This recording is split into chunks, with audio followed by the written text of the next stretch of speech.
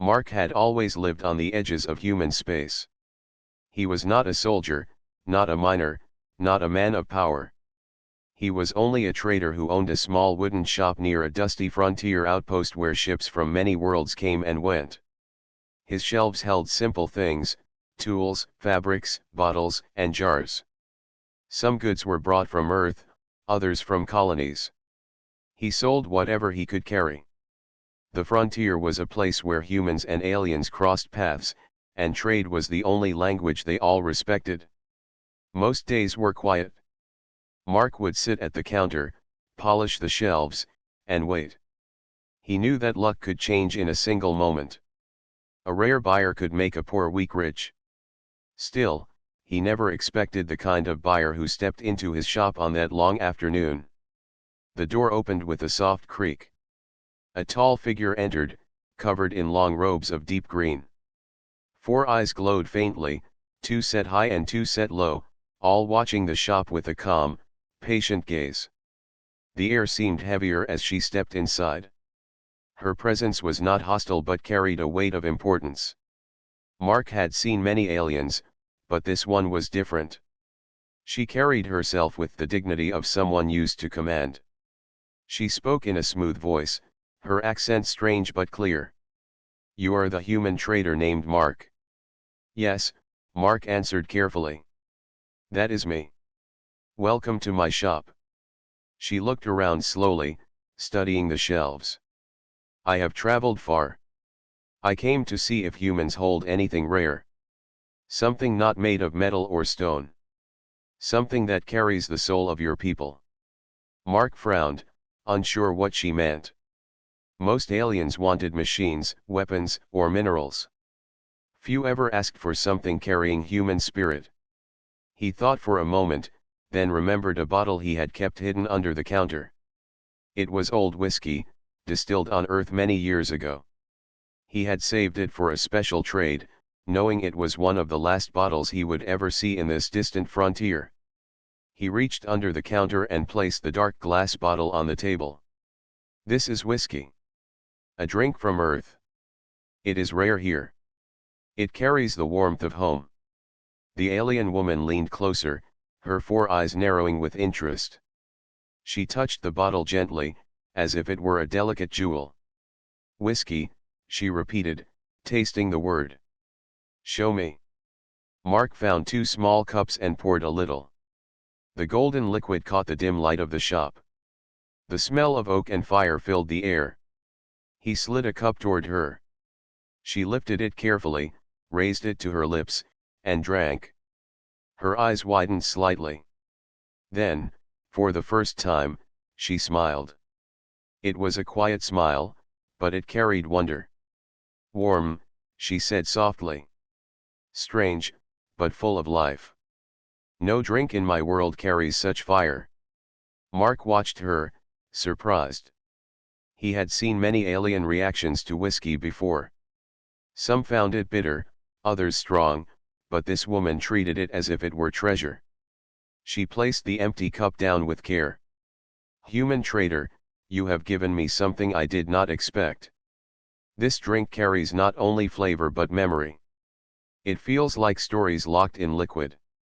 Mark nodded. "That is what whiskey is for my people. It holds memory, time, and spirit." She looked at him closely now. "I am not only a traveler. I am stepmother to 3 daughters of a noble house. They have seen many gifts, many luxuries, but never this. I must bring this to them." Mark felt his heart beat faster. He had not expected such a figure to walk into his little shop. "I only have this one bottle," he admitted. "It is the last I own." Her 4 eyes did not waver. "Then it is more valuable than gold.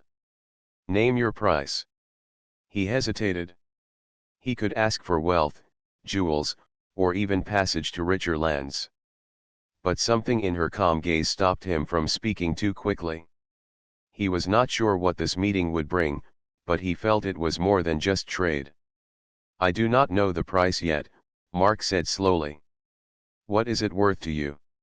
She leaned back, considering him. "It is worth more than coin. It is worth honor. To share such a gift with my daughters is to give them a piece of another world. That is something no jewel can buy. So I will not pay with coins. Instead, I will invite you to my household. You will come and show us more of your people. You will see our world, and in return, you will be honored as guest. Mark blinked. No alien had ever offered him such a thing.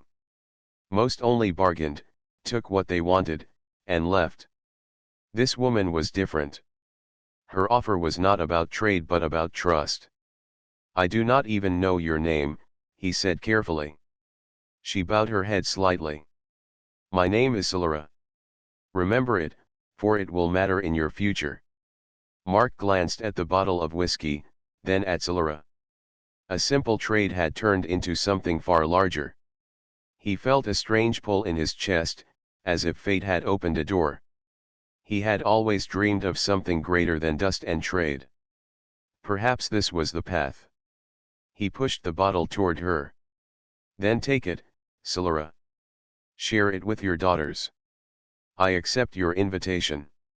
Her smile returned, quiet and certain. She lifted the bottle, holding it with both hands as if it were sacred. Then the path has begun, she said. Do not forget, human trader, you have given more than a bottle.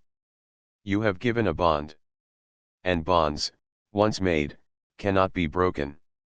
Mark felt the weight of her words. He knew his life would never be the same. That night, long after Solara left his shop, he sat alone in the quiet. He looked at the empty space where the bottle had stood for so many years.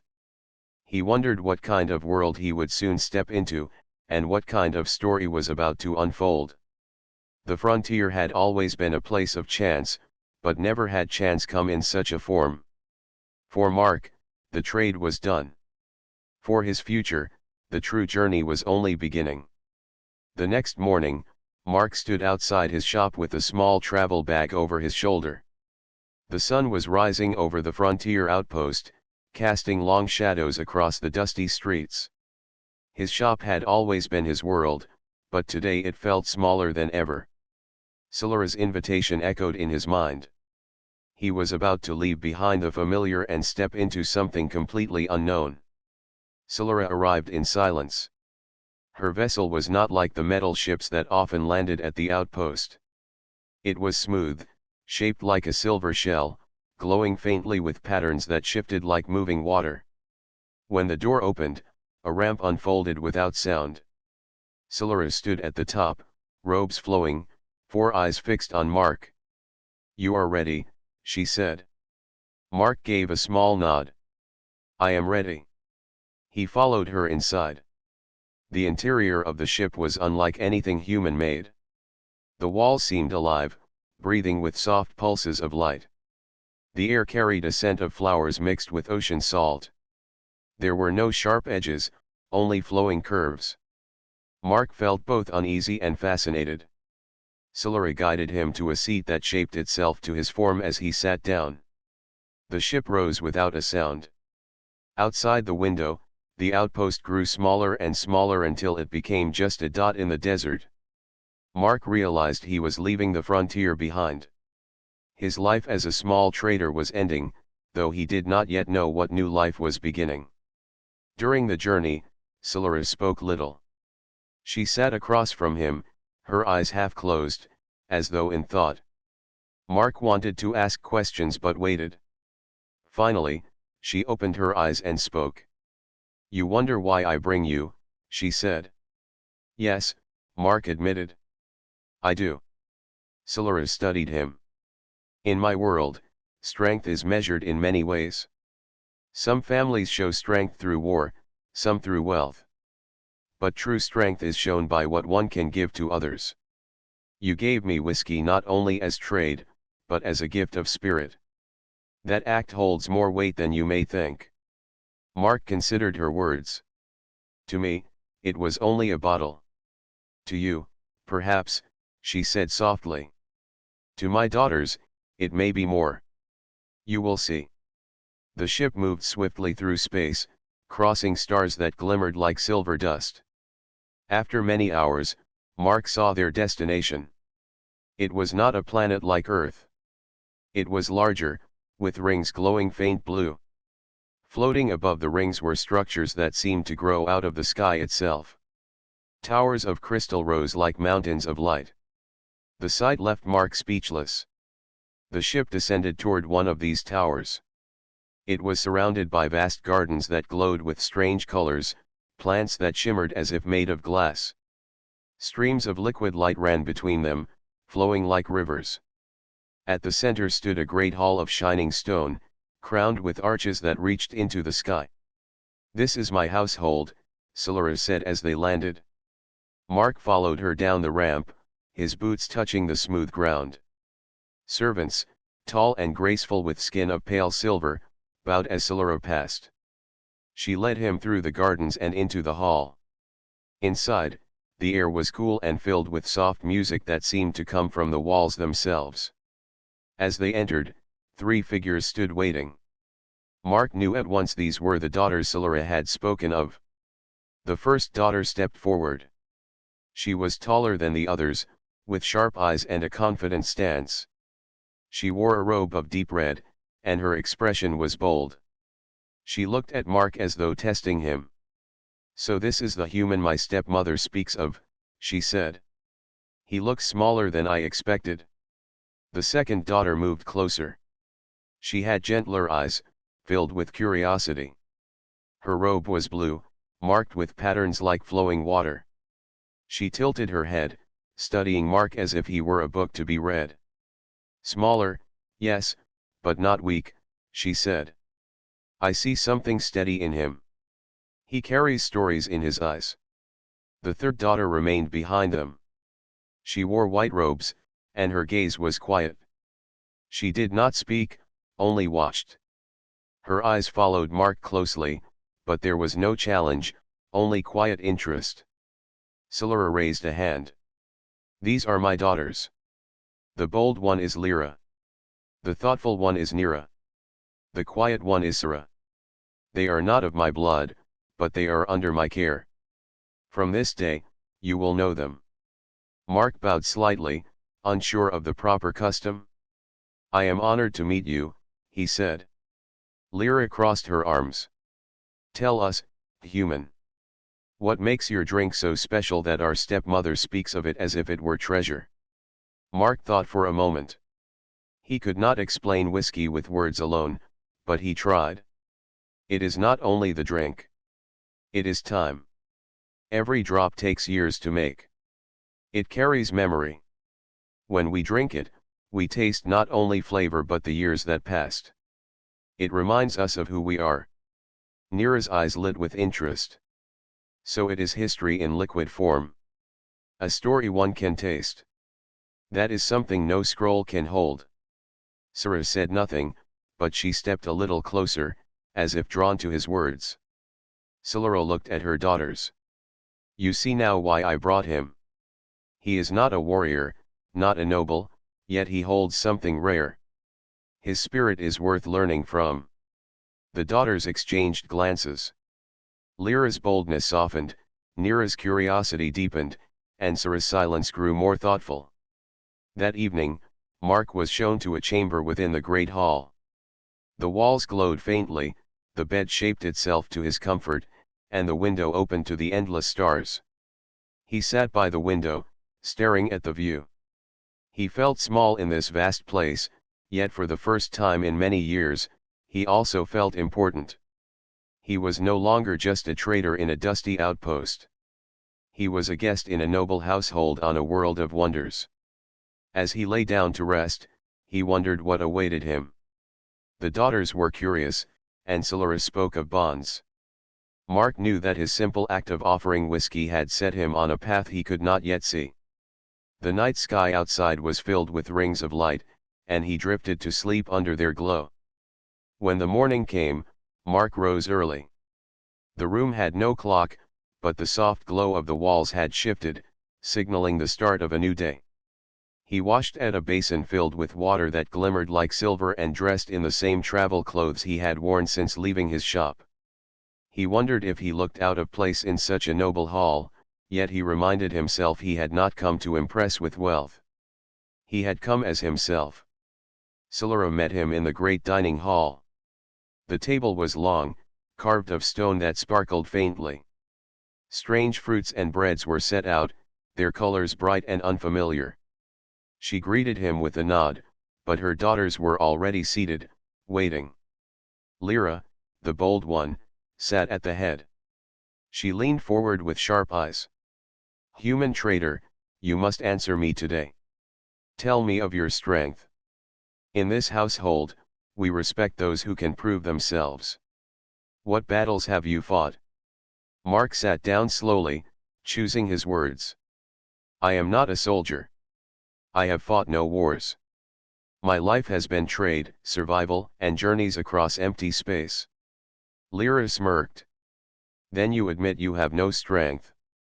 Mark shook his head. "Strength is not only in fighting. Sometimes it is in patience, in keeping hope alive when all else fails. On the frontier, we humans survive not by power, but by endurance.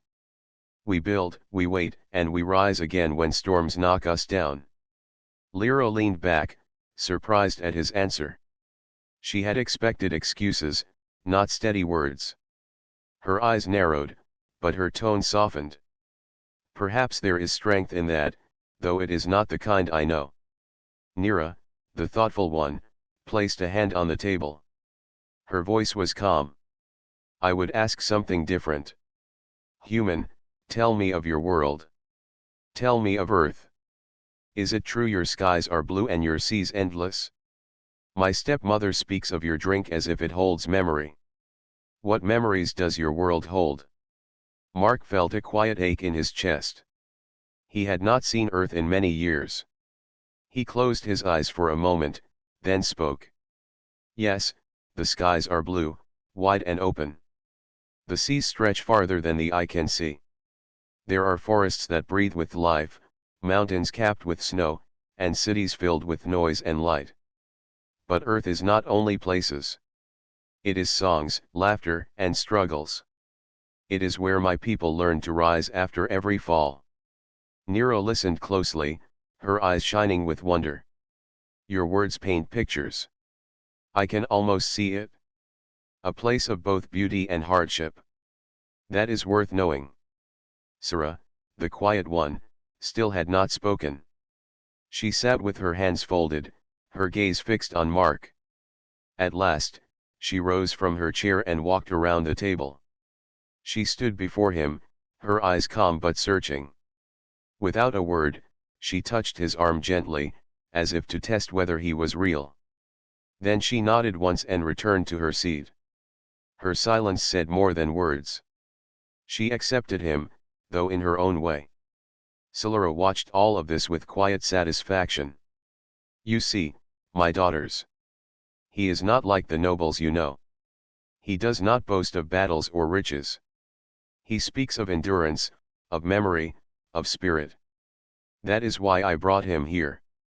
The meal passed, and after it Solara guided Mark through the estate. The daughters followed, each keeping close for different reasons. Lyra stayed ahead, as if guarding him, Nero walked beside him with questions, and Soro lingered behind, always watching. They entered the gardens, where the plants glowed in shades of blue and green. Trees with crystal leaves whispered when the wind touched them. Streams of light flowed over stones that sang with faint tones. Mark had never seen such beauty. Nero pointed to the glowing water. "In our world, rivers do not only flow. They carry voices of the past. If you listen, you may hear them."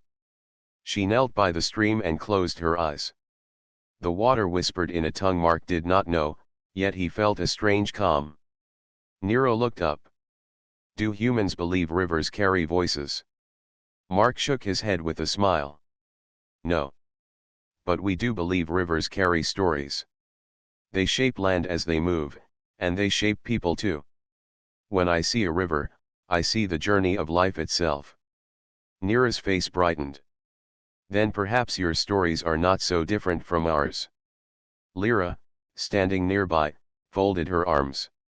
Stories and rivers will not protect you in this household, human. You must learn to stand firm. Not everyone will welcome you as we do. Some will test you. Mark met her eyes without fear. Then let them test me. I will not pretend to be what I am not.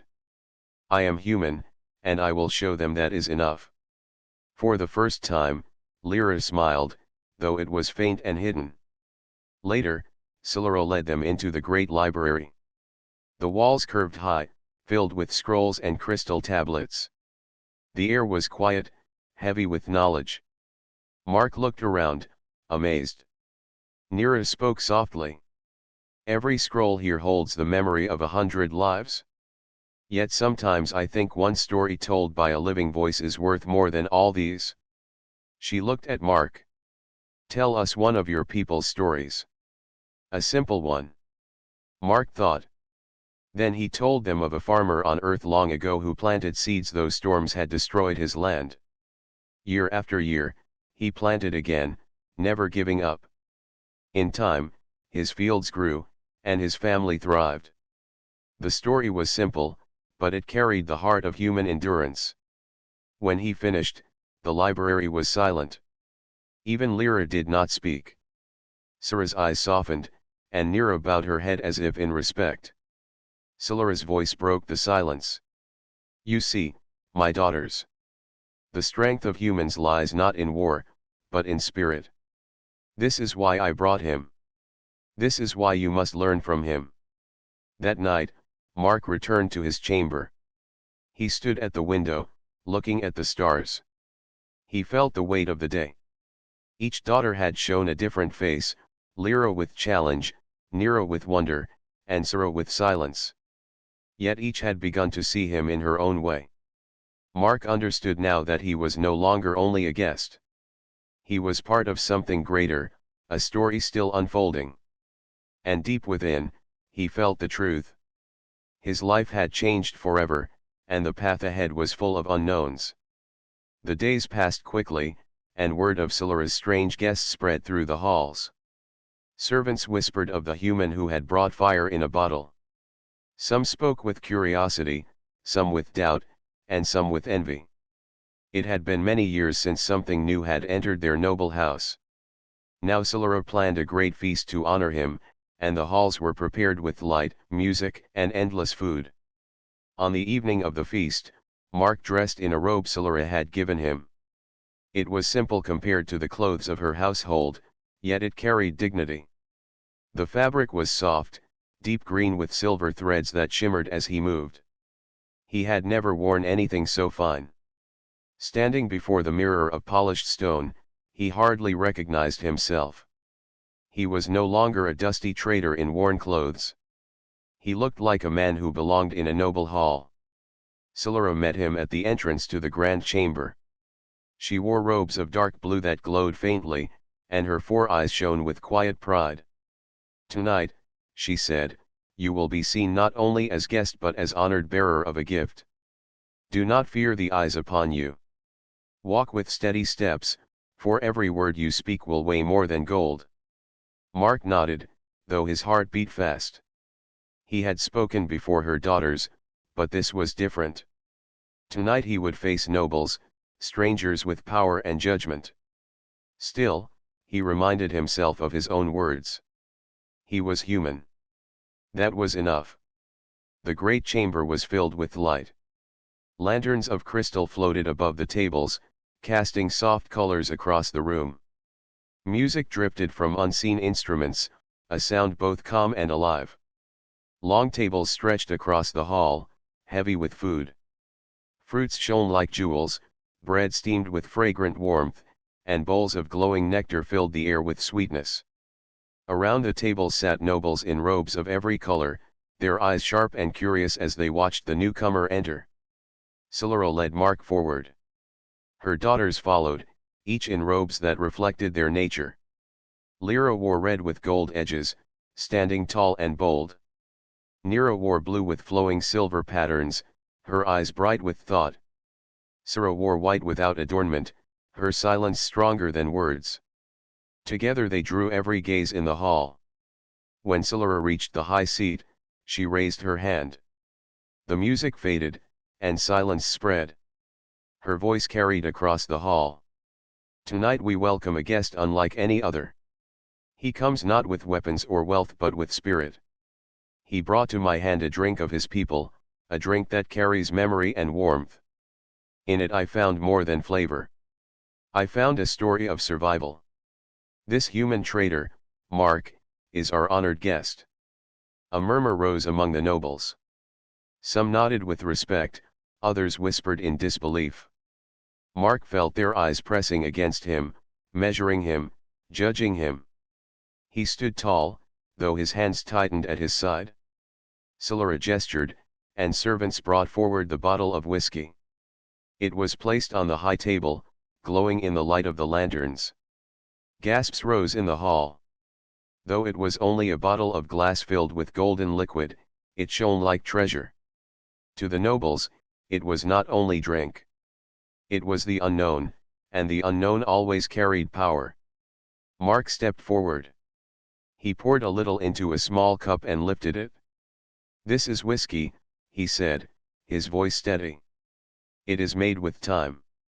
Grain grows, water flows, fire burns, and years pass. All of that is held here. When we drink, we taste not only flavor but the work of many hands, the patience of waiting, and the memory of life. That is what makes it precious." He drank, and the warmth filled him. Then he poured cups for Silura and her daughters. One by one, they tasted. Lyra's eyes widened at the fire that spread through her chest, but she held firm. Nira closed her eyes, breathing deeply as if she were hearing music within the drink. Silura lifted the cup with calm hands, drank slowly, and set it down without a word, her gaze lingering on Mark. At last Silura tasted, and her smile returned, quiet and certain. Then the nobles were served. Cups passed along the tables. Many raised their brows in surprise as the drink touched their tongues. Some coughed at the strength, but then laughter followed. The hall grew alive with voices. Whispers turned to talk, talk turned to praise, and soon even those who doubted could not deny the strange warmth that spread through them. "It is fire," one noble said, lifting his cup high. "Fire that does not burn, but heals." "It is memory," another said. "It carries the weight of years in a single sip." "It is joy," another laughed. "I feel younger already." Mark watched as the hall shifted. Where there had been suspicion, there was now wonder. His heart eased. He had feared they would see him as small, but in their eyes, he was no longer just a traitor. He was a bearer of something rare. As the feast continued, food and laughter filled the chamber. Nobles leaned close to question him. They asked of Earth, of humans, of his life on the frontier. Mark answered simply, speaking of endurance, of trade, of survival. His honesty drew more respect than any boast could have. The daughters stayed near him. Lyra challenged him with bold questions, asking if he would face the tests of their world. Nira pressed him with thoughtful ones, asking if humans wrote their histories as living songs. Silura spoke not at all, but when she sat beside him, her presence was steady, as if she trusted him without needing words. Yet not all were pleased. Mark noticed a man across the hall, dressed in robes of black with silver bands. His eyes were sharp, and his smile was thin. He watched Mark with the gaze of a hunter. While others raised cups in praise, this man did not drink. Instead, he leaned to those near him, whispering with a face of disapproval. Silura saw it too. She placed a hand on Mark's arm. "Do not fear. In every hall, there are those who envy. Tonight is your night. Let them whisper." Mark nodded, though he knew this would not be the end. The feast was only the beginning. As the music swelled again and the nobles danced, Mark stepped back for a moment. He looked at the glowing hall, at Silura and her daughters, at the nobles who now laughed with whiskey in their hands. He thought of his little shop, quiet and forgotten, on the edge of the frontier. One bottle had brought him here, into the heart of a world of light. He felt both wonder and caution. For every voice of praise, there would be one of envy. For every smile, a hidden shadow. He knew trials lay ahead. But tonight, in this hall of light, he stood not as a simple trader, but as a man who had given a gift no wealth could match. And in the quiet of his heart, he began to feel a bond forming. Not only with Solara, but with her daughters, each in her own way. He did not yet know where that bond would lead, but he knew it was real. The feast carried on deep into the night, and the stars outside burned bright. The morning after the feast, the great hall was quiet again. Servants cleared the tables, removing the last traces of glowing fruit and silver bread. The music had ended, the lanterns had dimmed, and laughter was replaced with silence. But though the night was over, its echoes remained. Everyone now spoke of the human trader who had brought fire in a bottle. Mark walked through the gardens, trying to gather his thoughts. The warmth of the feast had lifted him, but the memory of the man in black robes lingered. The noble who had refused the whiskey, the one whose eyes had held more judgment than curiosity. Mark knew that man would not stay silent for long. His guess proved true. By midday, a summons arrived. Solara's servant bowed low before Mark. Lord Vyar requests your presence in the Hall of Stones, the servant said. Mark frowned. And if I refuse? The servant looked uneasy. Refusal would be seen as weakness. Lord Vyar is powerful. Few dare to ignore him. Mark sighed. He had expected this. Strength on this world was not measured only in gifts or wisdom. It was tested, and often tested harshly. He adjusted his robe and followed the servant through the glowing corridors until they reached the Hall of Stones. The hall was vast, its walls lined with heavy blocks that shimmered with inner light. In the center stood Lord Vyar, tall and proud in his black robes edged with silver. Around him gathered several other nobles, their eyes sharp with interest. At the edge of the hall stood Solara and her daughters, silent observers to what was about to unfold. Vyar's voice carried across the chamber. So this is the human who has charmed the hall with simple drink. A bottle, they say, is enough to win favor. I say it is a trick.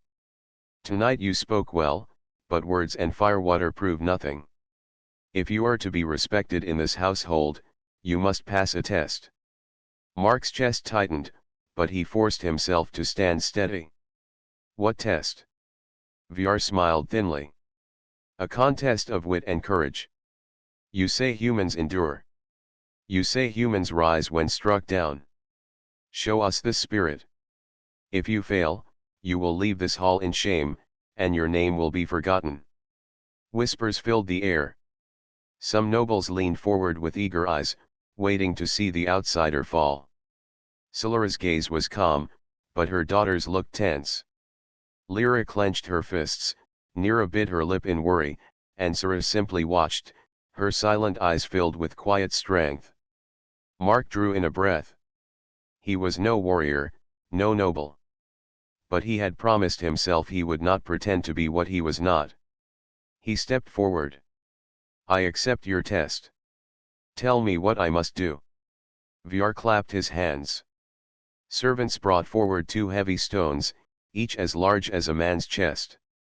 They glowed faintly, carved with symbols. These are the stones of burden, Vyar said. They are carried in trials of strength. You will lift one and hold it until your spirit fails. If you can endure longer than I, perhaps your claim of human strength has meaning. Lyra muttered under her breath, this is madness. The stones are meant for trained warriors. But Solara silenced her with a glance. Mark stepped to the stone. His hands gripped its cool surface. He lifted with all his strength. The weight pressed down, burning his arms and chest. But he held it, gritting his teeth. Across from him, Vyar lifted the second stone with practiced ease, his smile proud. Minutes passed. The hall was silent except for the sound of straining breath. VR stood firm, his eyes locked on Mark. Mark's arms shook, his shoulders screamed, and sweat ran down his face. The weight was crushing, but he refused to let go. Voices whispered among the nobles. The human cannot last. See how he shakes already. He will fall soon. But Mark remembered the story he had told Nira in the library, the farmer who planted seeds year after year despite storms. He thought of earth, of rivers shaping land through patience, of people who rose after every fall. He dug deeper, holding not with muscle alone but with stubborn spirit. At last Vr's smile faltered. The stone in his arms shifted, his stance wavered. He growled and steadied himself, but the crack had shown. Mark saw it, and his own resolve hardened. Another minute passed, then another. Vr's arms began to shake. His breath grew harsh. At last, with a sharp cry, he dropped the stone. It struck the floor with a thunderous sound. Gasps filled the hall. Mark still stood, his arms trembling but holding. He lifted his head, meeting Vr's furious gaze. Then, with slow care, he lowered the stone to the ground and stepped back. His chest heaved with exhaustion, but his spirit was unbroken. Silence filled the hall. Then Solara spoke, her voice calm but firm. The test is ended. The human has endured. His strength is not of training or pride, but of will. He has shown us what it means to rise when struck down. Lyra's face lit with fierce pride. He did what even I doubted. He stood longer than Vr himself. Nira's eyes shone with wonder. He held not only with arms, but with heart. That is true endurance. Sura stepped forward, her quiet voice finally breaking silence. He is stronger than he looks. Stronger than most. The nobles murmured, their whispers changed. Where once there was doubt, now there was respect. Even those who envied could not deny what they had seen. Vr's face burned with anger, but he could not speak against the truth. He turned sharply, his robes swirling, and stormed out of the hall. Mark sank to his knees, his body shaking with relief and pain. Solara came to his side, placing a steady hand on his shoulder. You have passed, she said. Not by might, but by spirit. Remember this moment, for it is the beginning of trust. Mark lifted his head and looked at her daughters. In Lyra's bold eyes, he saw respect. In Nira's thoughtful gaze, he saw admiration. In Sura's quiet stare, he saw something deeper, something unspoken. He realized then that this test had not only won him respect among nobles. It had also tied him closer to the family of Solara. Bonds had been strengthened in fire and weight. That night, as he lay in his chamber, his arms aching and his body sore, he smiled faintly. He had faced the test of a noble and endured. He was still only a traitor, but now he was more than that. He was a man who had shown that the spirit of humans was not to be taken lightly. And though trials lay ahead, he no longer doubted himself. The day after the trial with the stones of burden, the household was filled with whispers. Everywhere Mark walked, servants bowed with deeper respect. Nobles who once dismissed him now studied him with careful eyes. He had endured a test meant to break him, and in doing so, he had won more than just pride. He had won recognition. But recognition brought new weight. Mark felt it each time he saw Solara or her daughters. Their gazes carried meaning, and their silence carried questions. The feast had been a moment of wonder, the test had been a moment of strength, and now came a moment of decision. Solara sent for him that evening. The summons carried no edge of command, only quiet expectation. He followed a servant through a long corridor into a private chamber lit by soft blue lanterns. The walls shimmered like starlight, and in the center of the room stood Solara herself, her robe of deep violet flowing like water. "Mark," she said gently, motioning for him to sit. He obeyed, lowering himself onto a seat carved from crystal. Solara did not speak right away. Instead, she studied him in silence, her gaze thoughtful, weighing every line of his face. Finally she said, "You have done much in so short a time. You brought laughter to my hall. You brought courage to my daughters. And you showed the nobles that your spirit does not bend." Mark rubbed his sore hands. "I only did what I had to. Where I come from, you stand when challenged, even if it hurts." Solara nodded slowly. "That is why you are here now. Not because of a drink, not because of words, but because of that spirit." She leaned forward, her voice quiet but clear. "Mark, you must understand. You are no longer seen as a guest. You are seen as a part of this house. And I intend to make that bond unbreakable." Mark blinked. "What do you mean?" Solara's eyes softened. "I mean that I will bind you to this family. To me, to my daughters, and to the future of our household." The words struck him harder than the weight of the stone. "You mean marriage," he said carefully. "Yes," Solara answered. "In this world, marriage is more than affection. It is alliance, protection, and legacy. My daughters have spoken of you. They see in you not only a guest, but a partner.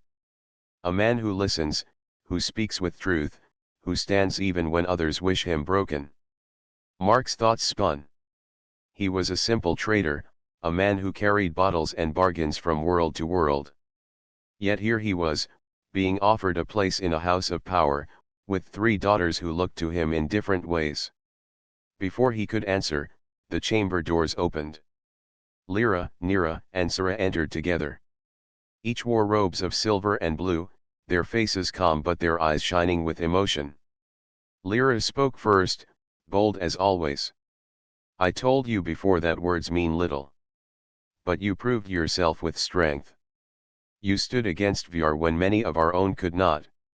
That is why I would stand beside you, not as a rival but as a partner." Nira stepped forward next, her voice gentle. "I doubted at first. I thought you were only a traitor with tricks. But you showed me patience, and you spoke of stories that gave me hope. When I saw you hold the stone, I understood that endurance is not only of the body but of the heart. That is why I would join you, not as a shadow, but as a voice beside you." Sara's turn came last.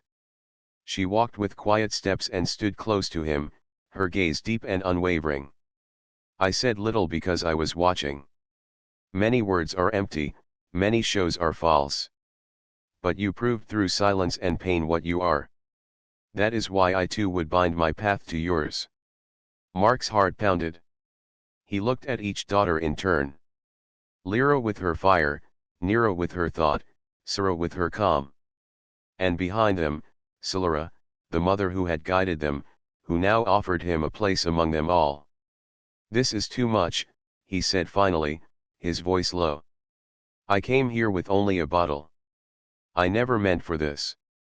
Solara smiled faintly. "Sometimes the smallest gifts change the largest fates. You think this is chance, but I see more. I see a man who belongs here. And if you accept, you will not only be husband to my daughters.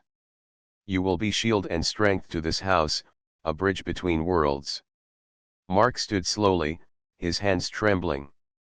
"Where I come from, marriage is sacred. It is trust. It is saying yes not only to the person, but to all that comes with them. This is more than I ever thought I would face." Nira stepped closer, her voice soft. "Then do not answer now. Think. But know that whatever you choose, you have already changed us." Silence filled the chamber. The lantern light shimmered across their faces, across the crystal walls, across Mark's uncertain heart. At last, he drew a deep breath. "I will think," he said. "But I will not run. If this is what your world asks, then I will face it with the same spirit I faced the stone." Solara's eyes warmed with approval. "That is all I ask. Tomorrow, we will hold the binding ceremony. You will stand before the house and declare your choice. Until then, rest, and let your heart decide. The daughters bowed their heads, each in their own way. Lyra with proud fire, Nera with calm thought, Sura with silent depth. Mark bowed back, his chest heavy with the weight of decision. When he left the chamber, the night sky above the palace shimmered with stars. He looked up at them, his thoughts racing. Once, he had been nothing more than a trader wandering from port to port. Now he stood at the edge of a choice that would tie him forever to a world not his own. And in that moment, he understood something. This was not only a test of strength or wit. This was the greatest test of all. The test of choosing where he truly belonged. The morning of the binding ceremony came with a hush over the palace. Usually, the halls were alive with footsteps and chatter, but on this day, silence ruled. Everyone seemed to be waiting, not only for a man's choice but for the future of the house itself. Mark stood alone in his chamber, staring at the robe laid out for him. It was not his own clothing of rough cloth and leather. Instead, it was a garment of silver and deep blue, woven with threads that shimmered faintly like light on water. The robe had been prepared for him by Solara's own hand. It was a symbol of acceptance, but only if he chose to wear it. He touched the fabric and drew a long breath. His mind had turned in circles through the night. He had thought of his home, of lonely nights spent on ships, of his life as a wanderer with no roots. Then he thought of the feast, the trial, the whispers, and the three daughters who had each spoken to him with voices full of hope. Finally, as the palace bells rang, he put on the robe. It fit as though it had been made for him, and when he looked at his reflection in the polished crystal wall, he saw not a traitor, but something more. The great hall was filled with nobles, servants, guards, and citizens of the house. They lined the walls in silence as Mark entered. At the far end, upon a raised platform, stood Solara and her daughters. Solara's presence was steady and calm, while the three daughters glowed with expectation. A priest of the house stepped forward, his robe marked with symbols of light and stone. His voice carried across the hall. Today, the house of Solara stands at a turning point. A stranger came to us with a simple gift, and through trials of laughter, strength, and truth, he has shown that he may yet belong among us. Now comes the final choice. Mark of Earth, do you stand ready to bind your life to this house? Mark's heart pounded. He stepped forward so that all could see him. His voice, though heavy with nerves, rang clear. I am ready. The priest nodded and raised his hand. Then speak your choice. Do you take your place among this house, to share not only its honors but its burdens? Do you join not only Solara, but her daughters, as husband and protector? The hall seemed to freeze. Mark looked at Solara first. Her eyes were calm, steady, filled with strength. Then he turned to Lyra, her boldness burning like fire. To Nera, whose gentle wisdom had given him comfort. To Sura, whose silence spoke deeper than words. He thought of the stone he had carried, the pain that had nearly broken him. He thought of the bottle of whiskey, the beginning of everything. He thought of his long life of wandering, with no one waiting at the end of his journeys. Then, slowly, he spoke. I came here with nothing but a bottle. I thought I was only passing through. But this house gave me more than I ever dreamed. You gave me respect, you gave me trust, and you gave me a place I never thought I would have. Yes, I will join this house. Yes, I will stand with Solara. And yes, I will stand with her daughters. I will be husband, protector, and partner to them all. The hall erupted in sound. Some gasped, some cheered, and some stood in stunned silence. Solara's eyes glimmered with pride. The daughters stepped forward together, their faces lit with joy. The priest raised his voice above the noise. Then let it be sealed. He brought forth a crystal bowl filled with water drawn from the springs beneath the palace. Solara stepped forward first. She dipped her hand into the water and pressed it to Mark's brow. By my hand, I accept you into my house. Then came Lyra. She pressed her hand to his chest. By my fire, I call you partner. Nero followed, touching his hand. By my thought, I call you equal. Last was Sarah. She touched his shoulder gently, her eyes locked with his. By my silence, I call you one with me. Mark felt the weight of the moment press into him, heavier even than the trial stone. But it was not a burden. It was belonging. The priest spoke once more. It is done. Mark of earth, you are now bound to the house of Solara, husband to its heirs, guardian of its name. May this bond hold strong through trial and time. The hall broke into cheers. Nobles who once doubted him now bowed deeply. Servants smiled with pride. The people of the house, who had watched him with suspicion, now welcomed him with open hands. That evening, a great celebration filled the palace. Music rose, banners flew, and tables overflowed with food and drink. Mark sat at the head of the hall, beside Solara and her daughters. For the first time in his life, he was not a guest, not a wanderer, not an outsider. He was part of a family. Lyra leaned close, her eyes bright with excitement. Do you see, Mark? You are no longer just passing through. You belong here. Nero smiled softly. And together, we will make this house stronger. Sarah said little, but when she met his eyes, he knew her silence carried more than words could ever hold. Solara raised her cup high. Tonight we celebrate not just a binding, but a beginning. The house is stronger now, and so is the bond between our worlds. Mark lifted his own cup, his hand steady, his heart steady. He looked at the faces around him, and he understood. A bottle of whiskey had brought him here, but it was courage, honesty, and choice that had given him everything else. For the first time in his life, he no longer felt alone. He felt at home. And the stars above the palace seemed to shine brighter, as though even the sky itself bore witness to the binding of a man who had finally found where he belonged.